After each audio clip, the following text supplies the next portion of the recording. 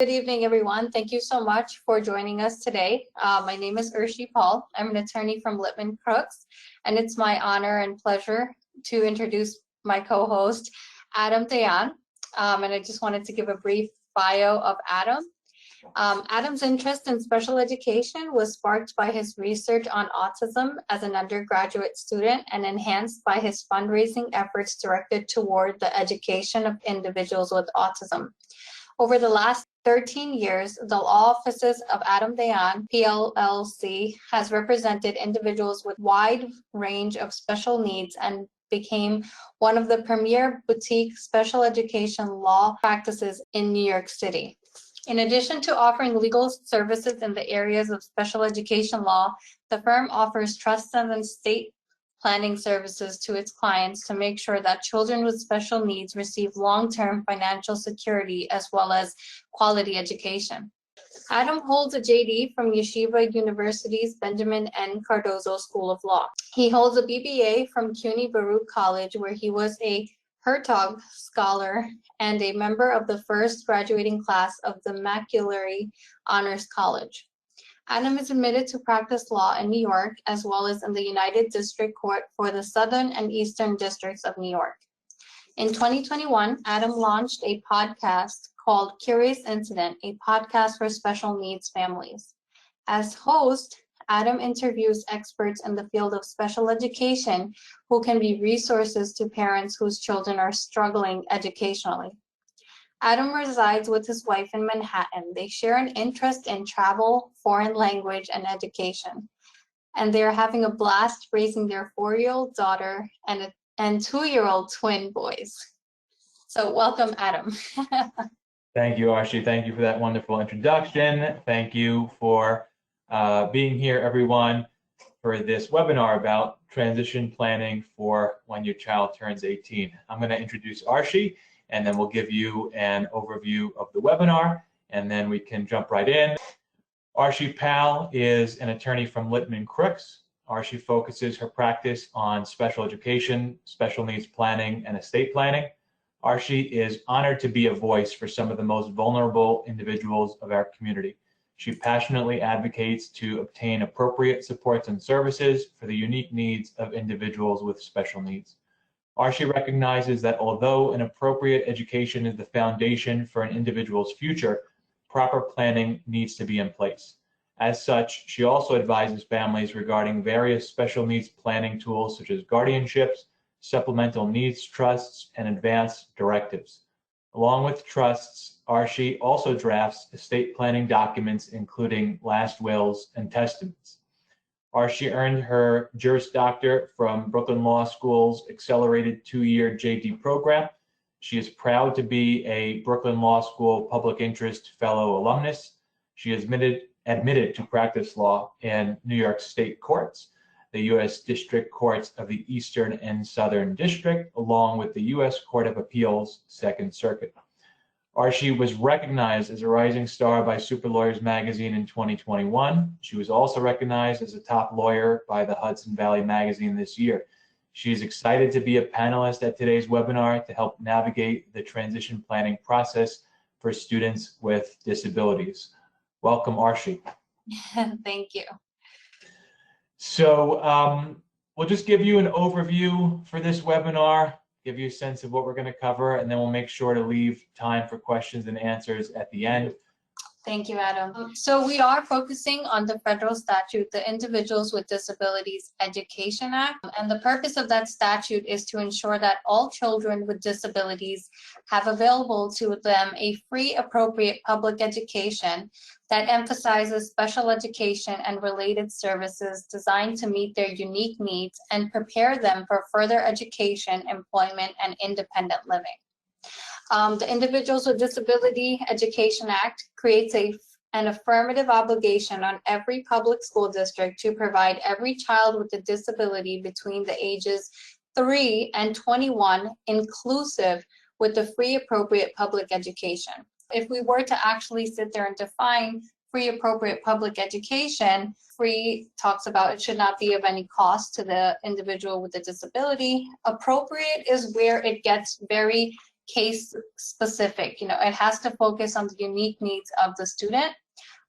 Public education is self-explanatory. And where we have the word appropriate, we've seen various case law talking about the fact that it shouldn't only focus on the student's academics, it should focus on their social, emotional progress, along with other types of skills. And we'll get a little bit more into that when we start talking about the transition planning. Similarly, New York State regulations also create that affirmative obligation on every public school district to provide students with disabilities free appropriate public education. Interestingly, New York State regulations define a student with a disability as an individual who has not attained the age of 21 prior to September 1st and who is entitled to attend public school because of their mental, physical, or emotional disabilities. And it's very interesting to see that already there's a bit of not really a clash, but a little bit of a difference where New York State talks about the fact that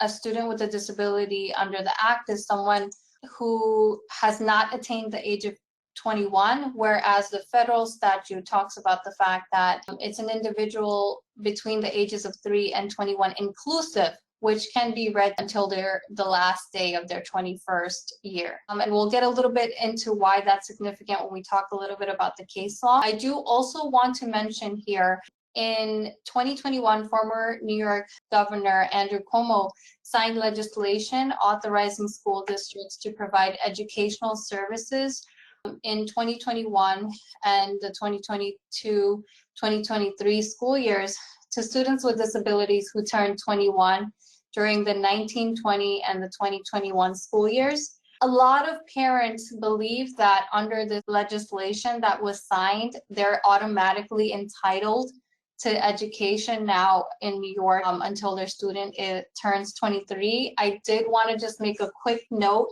that it's a discretionary standard. It says they may, school districts may. It does not create an affirmative obligation. So that's very important to know. And pursuant to the federal statute, the IDEA, it states that not later than the first IEP to be in effect when the child is 16, school districts must create transition plans. So that includes appropriate measurable post-secondary goals. It talks about the IEP, individualized education program, which has the transition plan should include transition services. And then it also talks about the child and the parent should be informed of the child's rights under the IDEA. A little bit of a variance under New York State regulations. This talks about not later than the first IEP to be in effect when the student is age 15. So the federal statute says age 16, and New York State regulations talk about transition planning should be started at age 15. It also talks about kind of what should be in the transition plan. So it says it should have a statement of the student's needs. It should take into account the student's strengths, preferences, and interests as they relate to transition from school to post-secondary activities and appropriate measurable post-secondary goals, along with the transition service needs of the student. And then another notable section from New York State regulations, we talked a little bit about graduation, we talked a little bit about eligibility ending at 21. New York State regulations also state that students with disabilities and their families must be provided with written notice prior to graduation. And that's also going to be a significant point when we talk a little bit about the case law. But without further ado, I'm going to hand it over to Adam to talk a little bit more in depth about the basics of transition planning. Thank you, Arshi. Very important background. I'd like to talk a little bit about some transition planning basics. And so I think the first point that I want to emphasize is that you really want to be thinking about transition planning as early as 14 years old. And parents might think, well, my child just started high school, and why do I need to be thinking about the next stage beyond high school already? And it's really important to start doing so and have a conversation with your child about what they're interested in, what they're passionate about, what they think they may want to do after high school, and setting expectations about what's realistic for the student. And so there are different kinds of tracks that are available to students after high school. Some students may go on to college. Some students may go on to vocational school. Other students may go on to employment. And it's important to be realistic about which one of those tracks is appropriate for the student. And as Arshi emphasized, taking into account this child's strengths, interests, and passions, those are very important parts of this process. Those are very important aspects of the transition planning section of an IEP. Another point I wanted to emphasize is that there are important differences between school districts within New York City and school districts outside of New York City. And I think Arshi and I probably have different perspectives on this. I think her firm deals more with cases outside of New York City than my firm does.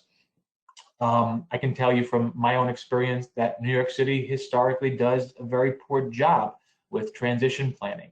And you might look at an IEP for a student, a New York City student, and it's very skimpy on details about what the transition plan is going to consist of, or goals and objectives to ensure that those metrics are met and that progress is being achieved. And so I definitely have concerns there for New York City students. It looks like all of that could be changing in the future. I wanted to share with our listeners that there is a class action lawsuit pending against the New York City Department of Education regarding transition services. And I think that's a testament to how broken that system has been and the deficiencies in New York City system to provide for these students in this way. I'll talk a little bit about what the class action lawsuit is settling.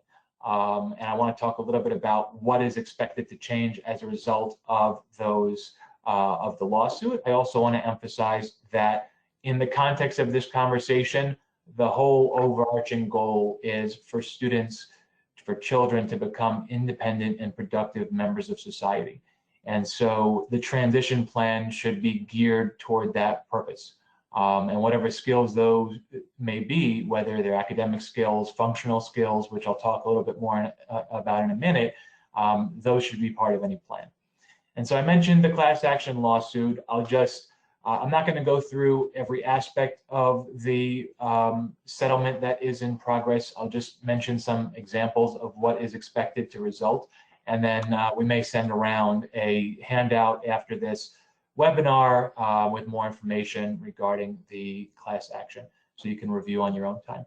But there's part of the settlement that's being finalized is to inform class members and their parents in writing of certain rights and entitlements regarding the transition planning process.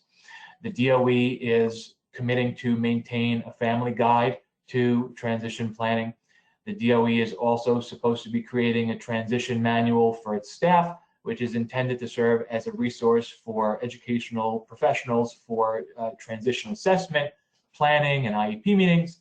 The DOE will be conducting a transition assessment for class members, meaning the students who are between 14 years of age or older and are entitled to a transition plan. The DOE is committing to conduct trainings concerning transition planning, and the DOE will make available to the IEP team the components of transition assessments.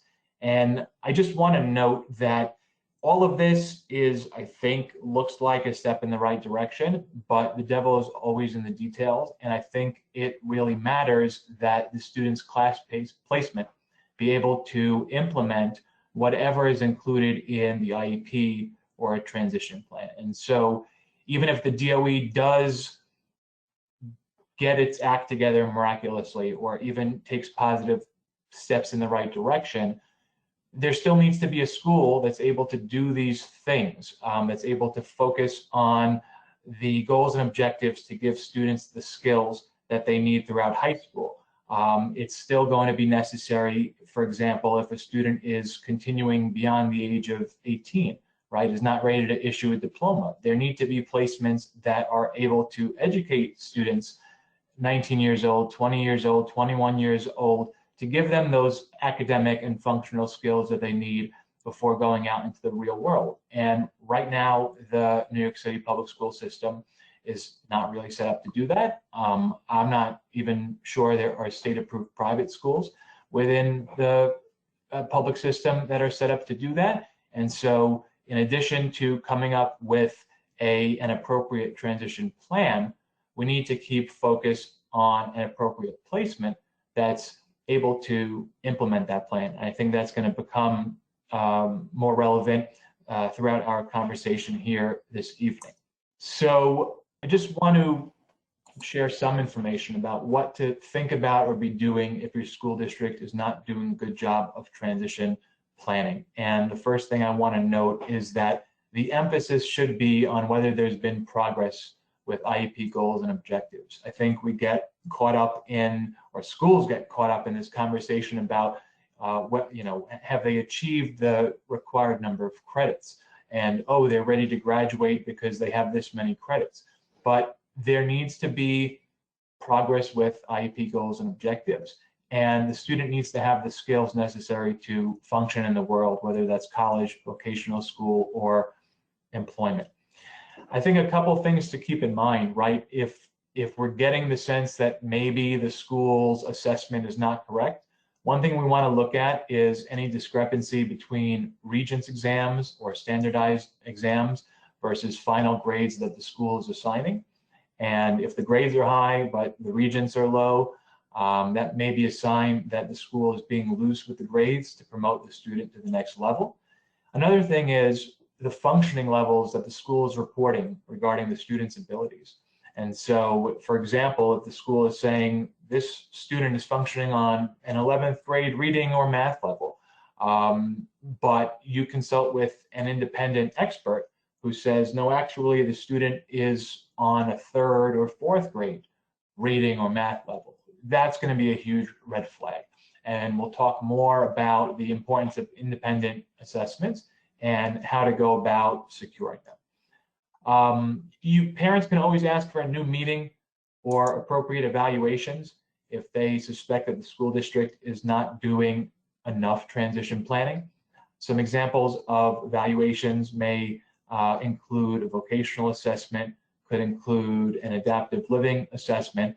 And so there are evaluations you can secure to give you a better sense of your child's needs. Arshi spoke a little bit about the IEP.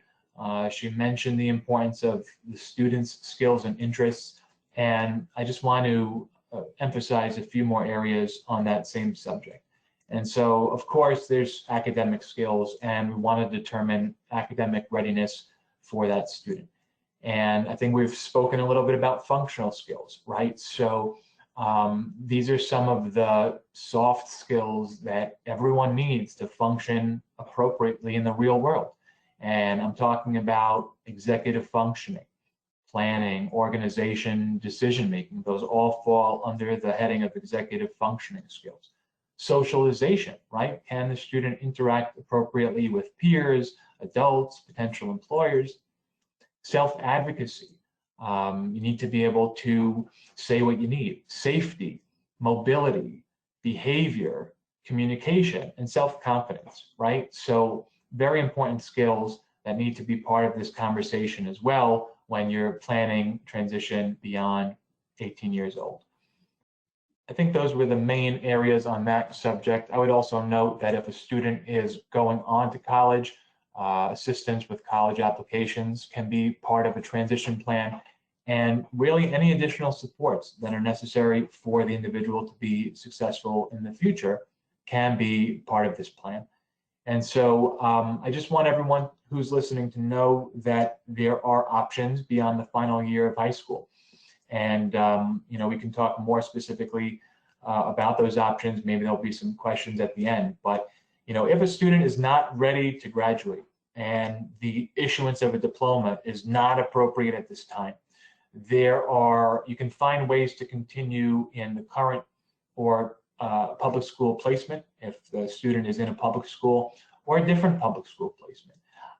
If the student is currently in a state-approved private school, there may be ways to continue in that state-approved private school or find a different one for those additional years of schooling. And there are also independent private school placements that are set up to work with exactly this population of students who don't yet have the skills they need to move on to the next phase of life. And I can just give as one example, there's a school by the name of Winston Transitions that helps kids develop the academic, functional, life readiness skills that they need so that they can go on to that next stage. And we've had clients at this school. We've had success securing funding for our clients attending this school. And they're just one example, and I'm sure there are lots of other schools or other schools that do this type of work. But you should be aware that if not working out within the public school system, and the public school system is not giving your child what your child needs, there are avenues to explore, such as private school placement. And I'll just do a self-serving plug of the podcast really quickly and say that we sat down with John Savita, the head of Winston Transitions, for episode 5 of the podcast. And he spoke a lot about what their program provides and some of the challenges that parents deal with when they're trying to navigate the transition planning process. And so that will be coming out later in June. It's the second Monday of the month, so I think that's June 13th. So if anybody wants to give that a listen and hear more about the transition planning process from Mr. Savita's perspective, please feel free to do that. I'll also mention that there's always the option of hiring an educational expert if you need guidance on where to go next, or a special needs advocate if you're considering pursuing litigation against the school district. And we're going to speak further about the impartial hearing process and what it looks like if you're engaged in litigation with the school district. But before we do that, Arshi is going to cover alternate assessment and diploma options. So Arshi, I'll pass it back to you. Thank you, Adam. And for this one, we are actually going to be looking at some quick slides. So let me just turn that on for you. So there are various options for students with disabilities. Some of them can help attain high school diplomas, which can later on help students attend college and post-secondary educational programs. Others, such as if you're going to follow the skills and achievement commencement credential, which is specifically only for students on alternate assessment, that actually will only help them get into vocational programs, and most colleges wouldn't accept that. So we'll just go into the basics of what each type of diploma does and what the requirements of each type of certificate or diploma entails. And I also want to make a brief note that there is also an option, and it's actually really relevant today because we're helping a young individual who unfortunately couldn't meet any of these requirements, such as any of the diploma options. She couldn't do the skills and achievement commencement credential, and she couldn't do the CDOS. So we're actually working with her and her family to help her attain the GED with supports and services. So although it's not traditionally mentioned for students with disabilities, it may be appropriate in certain circumstances. We'll start with the skills and achievement commencement credential. This is only for students who are on New York State alternate assessment. So this determination that typically can begin anywhere from 3rd, 4th grade, or in middle school, where the CSE, the Committee on Special Education, should really have the discussion with parents. And unfortunately, they don't have, based on our experience, they don't really have the discussion and explain the weight of this decision. But this is where the parent and the CSE, the Committee on Special Education, should really sit down and think whether practically the student can potentially work toward general education assessments or standards, or whether they need specialized modifications and differentiated instruction where they really cannot meet those general education standards. Typically, alternate assessment is really for severely disabled students, so maybe really low IQ functioning student who, college track or post-secondary track would not be appropriate. So with New York State alternate assessment, they would really be focusing on those life skills. And so if you are, or if the student is on the New York State alternate assessment, the certificate or the credential that they would receive is called the Skills and Achievement Commencement Credential. And the basic requirements for that is that the student is on alternate assessment and that they've attended school at least 12 years, excluding kindergarten. So that would be a student who's attended school, let's say at least the basic until 12th grade, and then beyond that, either the additional year or 2 years until they turned age 21.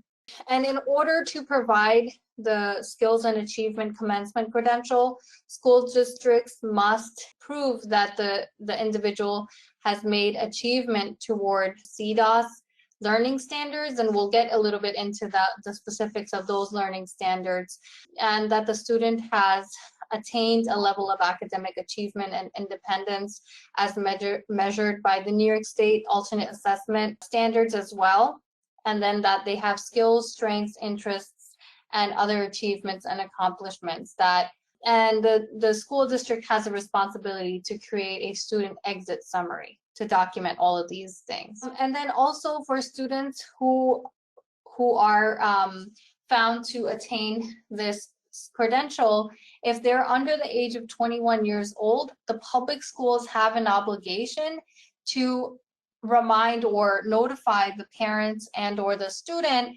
that they still have the capability to remain in school until 21, because this particular credential does not end eligibility, as we'll see when we talk about the other types of credentials and diplomas. So this is only for students with disabilities. And now we'll focus a little bit on both general education diploma options available to both general education students, and then the different safety net options for individuals with disabilities. Getting to the basic high school credit requirements for New York State, a student in high school, in order to graduate, just if we're focusing on the credit requirements, there must be 4 credits of English, there must be 4 credits of social studies, 3 credits for science, 3 credits for math, and 1 credit for world languages. However, this is another discussion that's held at IEP meetings or CSE meetings. Some students with disabilities are felt that they cannot take the language requirements. There is a box to check off, or there's an area on the IEP that usually will say whether or not the student is exempt from the world language requirement. So that's why we have stars here. Some students with disabilities do not have to take this particular, or do not have to attain this credit. It's 1 credit. However, they still have to attain the credit for either visual art, music, dance, or theater, and that's 1 credit. They still have to attain the credits for physical education, which is 2 credits. They have to attain half credit for health, and they have to attain 3.5 credits in electives. So the total would either be 21 if they're exempt from the world language requirement, or 22 if they're found that they can actually go ahead and take that class and take that exam. So once the basics for most of the diploma options is that the students must attain the appropriate credit requirements. So these are the basics. And we will be providing these handouts after today's presentation, because the charts are supposed to be easy and helpful to navigate if you do want to look more into this. So the CDOS credential, it's Career Development and Occupational Studies. And like I said, the basic requirement is that the student must have at least the 21 or 22 units of diploma credit, and the student must pass 1 Regents exam in the following subjects. So at least 1 English Language Arts Regents, 1 Math Regents, 1 Science Regents, and 1 Social Studies Regents. They must pass. And then they must either fulfill the criteria of either option 1 or option 2 of the CDOS. And if we look toward the bottom of the chart, it talks about option 1 says they must develop a career plan, documenting their career interests. They must document their strengths and needs and their career goals. They must, then number 2, I'm just gonna, we're getting a little crunch for time, so I'm gonna go over this quickly, but like I said, we'll provide this handout. Number 2 under option 1 is to demonstrate the achievement of the commencement learning standards. Number 3 is successful completion of at least 216 hours of CTE coursework and work-based learning experience of at least 54 hours, and have at least one employability profile within 1 year prior to the student's exit from high school. Option 2 is that they must meet the requirements for one of the department-approved pathway assessments in career development and occupational studies, and which means they must pass those 4 exams as I mentioned, and then they must pass one of the following nationally recognized work readiness assessments as listed here. And then receiving either a local or Regents diploma. And I want to note that the local diplomas are usually reserved for students with disabilities. And what the local diploma really means is that you're meeting the requirements of the Regents diploma. However, you're using one of the safety nets to compensate for the scores that need to be attained in order to receive the Regents diploma. So pretty much for the Regents diploma, the student must pass the following: English language arts Regents, the math Regents, the science Regents, and the social studies Regents. And then they must also meet the pathway requirements, which is a coursework and assessment in either arts pathway, world languages pathway, career and technical education pathway, the CDOS pathway, and humanities pathway or STEM pathway. And the safety nets include the low pass safety net, which means that they can have a score between 55 to 64. The low pass safety net with appeal, which means that they can have 2 Regents exams with the scores of 52 to 54. And then a compensatory safety net, which means that you can compensate for higher ELA and math Regents exams for lower scores on the social studies and science Regents exams. And then we have the Regents diploma. Some special education students who can be noted as 2E, twice exceptional, can actually meet these advanced designation Regents, receive these Regents diplomas with advanced designation, where they are taking ELA Regents, 3 math Regents, 2 science Regents, a social studies Regents, a pathway course exam with the assessment, along with either one of these 3. So 2 additional credits in world languages and the assessment, or a 5-unit sequence in the arts, or a 5-unit sequence in career technology education coursework. And so that's pretty much it in terms of the basics for the different diploma options or the different credentials. And then Adam mentioned a little bit about how transition planning can also include impartial hearings. So in terms of if we want to dispute, as a parent, you can dispute either the IEP, which has inappropriate transition goals or planning, you can actually file for what's called an impartial hearing. You can also file an impartial hearing to dispute inappropriate graduation.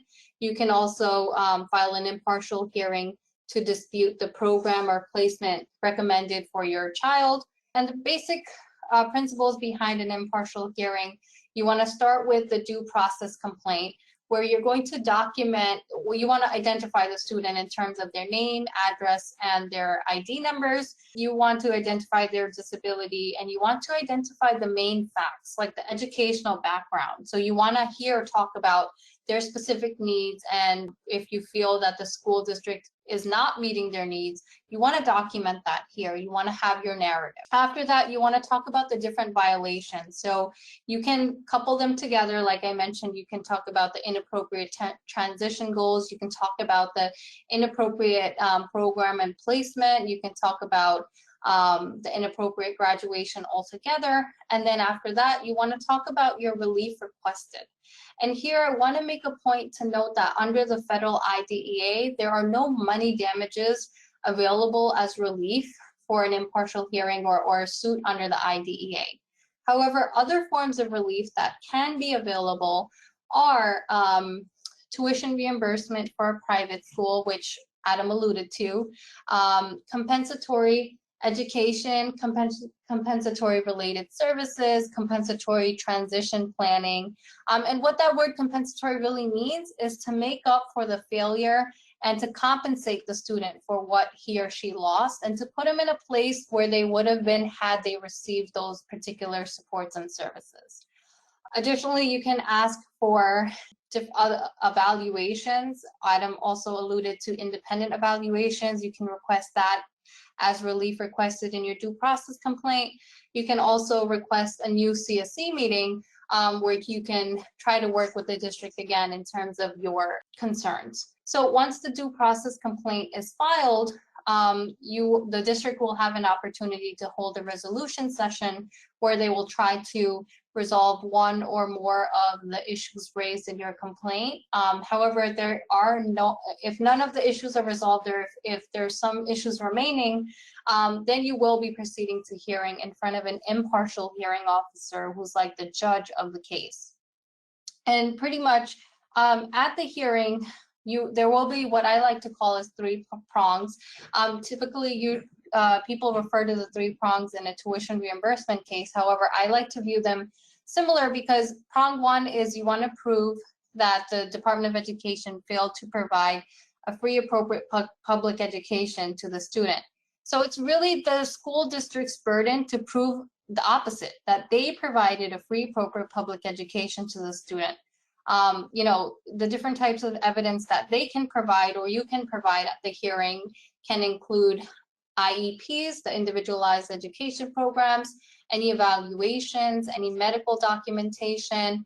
You can have experts talk about the different functioning levels of the students. Adam alluded to sometimes, the school districts may say, well, the student is not working on grade level. However, we might have an academic consultant or an independent evaluator come and say, no, well, actually, the student is on a kindergarten level. So that might be helpful to bring forth at an impartial hearing. So that's prong 1, the FAPE, right? The free, appropriate public education, the district's burden to prove they provided it. And then it's really prong 2 is the actual relief we're requesting. We as the parents, since we're asking for that relief, we need to prove to the hearing officer that it's appropriate relief, right? So if we're saying that the student is not making academic progress and we're asking for, let's say, compensatory tutoring, or we're saying that the student is not making progress with regard to his or her transition plan because he or she didn't have the appropriate goals, maybe if we have an independent evaluation, or if we have an independent expert testifying, they can talk about that. They can talk about the fact that the student is having issues with self-advocacy.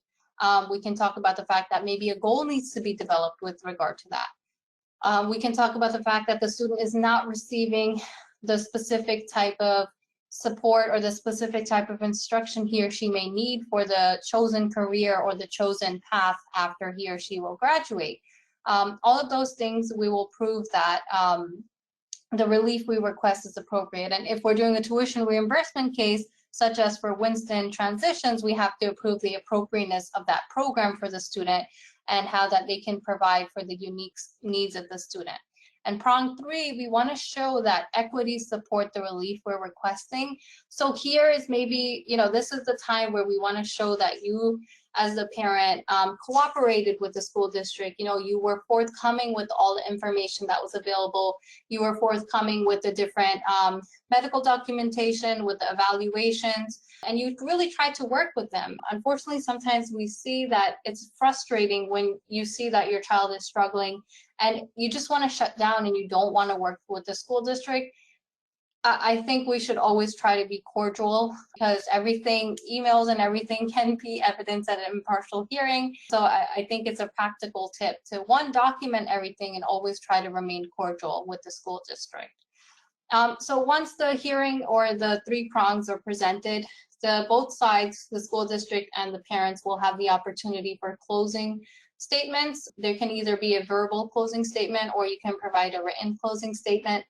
And the IHO, the impartial hearing officer, will have about 45 days to present his or her decision. However, if both parties agree that there can be an extension of that 45-day compliance date. And then once the decision comes, you can work on implementation of that decision. And I'm going to hand it off to Adam. Thank you, Arshi. So I am going to be speaking about challenging diploma decisions. That framework for the impartial hearing process is certainly relevant to that piece. Before I jump into that, I just want to talk about pendency, concept that some of you listening may be familiar with already. But pendency is a wonderfully powerful tool that parents have in their pocket to challenge the district's actions and remain in or continue the current program, the last agreed upon program. And so I just want to quote one case that put it this way.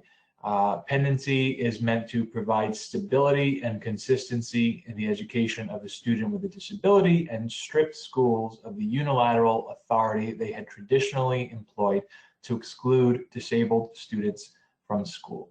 So we don't want schools or school districts to be in that position where they can just exclude students with special needs from the programs they're entitled to. And so parents have the ability to challenge the school district's actions and then continue that same program that they've been in. And the point that I want to emphasize regarding the issuance of diplomas and graduation is that you can challenge the issuance of the diploma through the impartial hearing process. And I'll talk about some of the case law in a moment, but I think one of the major takeaways is that graduation is considered a change in educational placement. And that language is important because it means if there was a change in educational placement, it means that you can challenge it and get pendency. And so, I'll just go into talking further about the process of challenging these decisions. And the first thing I want to clarify is that there's the impartial hearing process and the superintendent hearing process. I'm not going to delve into the superintendent hearing process, but Arshi may have some words to say about it. And even if we don't get into it further, it's important for you to know that it does exist. And so I want to review two cases with you that I think are helpful on this subject. And the first case is the matter of Cronin. This was a 1988 case in the Southern District of New York, federal court. This case was actually handled by my law school in the Batesetic Clinic, which I was a member of when I was at Cardozo. Shout out to Toby Golick, the attorney on the matter, who was my supervising attorney when I was in that clinic. So it was cool to see that she was responsible for this favorable outcome. In short summary, Bruce Cronin was 20 years old and classified with an emotional disturbance. The family had gotten inconsistent feedback from the school. In March, before graduation, the school said, he's not ready to graduate. He should continue in the current program for another year. Then the following month in April, they said, actually, he met his graduation requirements and he will be graduated. And the parents were confused. They said, this doesn't make any sense. He's not ready to graduate. And we're going to challenge this decision to issue a diploma. And that's what they did. They challenged the issuance of the diploma. And they were successful in securing pendency during the course of this appeal. And so Two important takeaways from this case. One, the determination to graduate a student constitutes a change in educational placement, which once challenged triggers pendency. That's what I mentioned before. And the other is that graduation is akin to suspension and expulsion for past a certain number of days, because they result in the total exclusion of a child from his or her educational placement, such that it amounts to a change in educational placement. And so I think those are some very important nuggets to remember. The other case I wanted to highlight is the matter of Andrew F. And I think what we take away from this case in the context of transition planning is that it's not only academic progress that matters, but also functional progress. And I would refer back to the functional skills that we mentioned earlier. I noticed that someone on the chat asked, what if they placed the child without giving consideration to the many sensory issues the child has? And I think that falls under functional skills. Transition plans will address related services. If there are areas such as language or communication or sensory or mobility issues that need to be addressed for a student to be able to function in the world, that's going to be part of this conversation. And I would submit that if a student has severe sensory issues which haven't been adequately addressed before graduation, such that that student can't get on a subway because it's overwhelming, or sit still by a desk to complete a job if the student is otherwise capable, or anything along those lines, those are going to signal to me or a judge that that student may not be ready to move on. And I think you would be in a position to invoke these tools. So, and the other point I wanted to mention regarding Andrew F. is that there needs to be careful consideration to the potential for growth. And so if a student is capable of achieving a certain level of success and has the potential for a certain amount of growth, but is not achieving that, and as a result is not ready to move on to college, vocational school, employment, that needs to be part of the conversation. And the school district has a responsibility to include in a transition plan the programs or interventions or services or supports that are appropriate to help the student achieve that potential. I'll pass it off to Arshi for a real life example of how to challenge a diploma decision. So yes, thank you, Adam. We actually had a young adult where she was placed by the Department of Education in a state-approved non-public school, and there was a discussion where the parent and the school and the CSC had determined that she was, although it was her senior year at the school, she was not ready to graduate. She was not making the social emotional progress, and there were some academics that she was actually regressing in. And this discussion happened toward the beginning of her 12th grade, or let's say 4th year at the NPS while she was in high school. And however, as things had, as the year started coming to a close, come April, there was a letter that the parent received from the NPS stating that that her child was going to be graduating and walking in the June ceremony. And the parent had a meeting with the school officials and the CSC stating that she did not agree with this decision and that her child was not ready to graduate. And the parent did cite all of the different reasons, such as the social emotional regression, the fact that she didn't see that the parent did not see academic progress, and that she didn't feel that her child was completing required coursework. However, unfortunately, at that point, the NPS and the CSC decided that they weren't going to address the parents' concerns. And in August, although the student didn't walk in the June graduation ceremony, in August, the parent received an email with a diploma that the NPS has just created, stating that the student had graduated. And then finally, the parent actually reached out to our firm in September after the graduation, after the quote unquote diploma was received. And so we actually sat down and we took a really fine point look at the transcript and realized that the student was not making the academic progress similar to what the parent had said. And she was not meeting the credit requirements, and even the Regents, even if we put in the safety net, the student was not meeting the Regents requirements to receive a diploma. So we filed for an impartial hearing and we invoked pendency. So the fact that, and as Adam mentioned, pendency means that you stay put in the last agreed upon placement.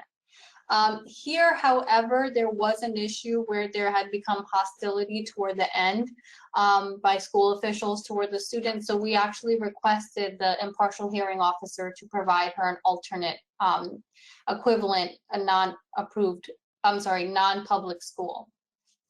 We were able to get the student pendency during the process, the impartial hearing process, and we were also able, through the impartial hearing, to show the actual transcript that the student didn't meet the credit requirements. The student was not meeting the Regents requirements. We also had the academic consultants come in and do an independent evaluation of the student's academic levels. And although the school was saying that she was on grade level, she's able to pass, and she did in fact pass, our academic consultant actually proved that she was more so on a 5th or 6th grade level in reading and math. And with the culmination of all of those things, we were able to show that she actually didn't graduate and she didn't make the progress necessary. And because she was under the age of 21, she was able to continue in an NPS, and the impartial hearing officer found for her, and she was able to continue. And that was actually one of the really good success stories that we were able to help kind of dispute graduation and get the student the services they needed.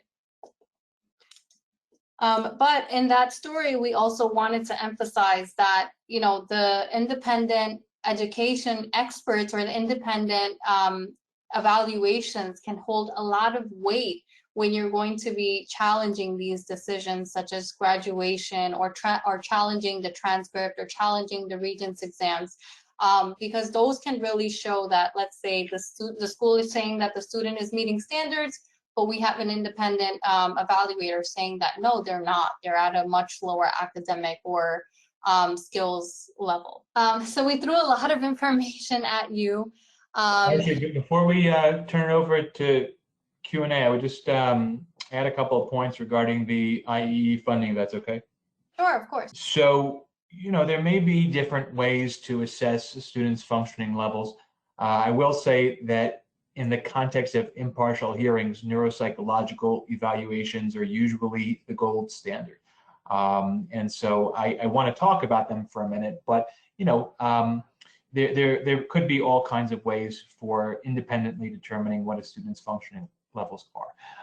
With a neuropsychological evaluation, the IDEA, which is expansive and gives parents all kinds of rights and entitlements, states that parents can get reimbursed or funded for independent evaluations. IEE stands for Independent Educational Evaluation. And this includes independent neuropsychological evaluations too, if they disagree with the school district's evaluations and provide notice that they are going to be securing their own independent evaluation. And so, we do a lot of this in my legal practice. I'm sure Arshi does it as well, but we can walk parents through that process of explaining why they disagree with the school district's evaluation and then setting them up for getting funded for this private one. And the independent private one is useful for many, many reasons. I mean, certainly the fact that it gives you a very clear picture of what's going on with your child. In a lot of cases, it gives you a blueprint for how to move forward if you're uncertain what sorts of programs and services are appropriate for your student. And in this context, it definitely helps you to understand your child's functioning levels and whether the school's representation about your child's functioning levels are correct or accurate. And the other thing is, there may be all kinds of things, all kinds of services from other agencies or sources, such as OPWDD or government offices or any of those entities that help kids who are transitioning to life after high school, that a neuropsychological evaluation can elucidate. And so, to the extent that you're thinking about, hey, what can I put in place when my child moves on from high school, that evaluation is going to be very helpful. And I guess those are the points I wanted to emphasize on that. Arshi, you think there's anything else to add? No, I think you did a really good job. I think we can open up for any questions. Okay, excellent.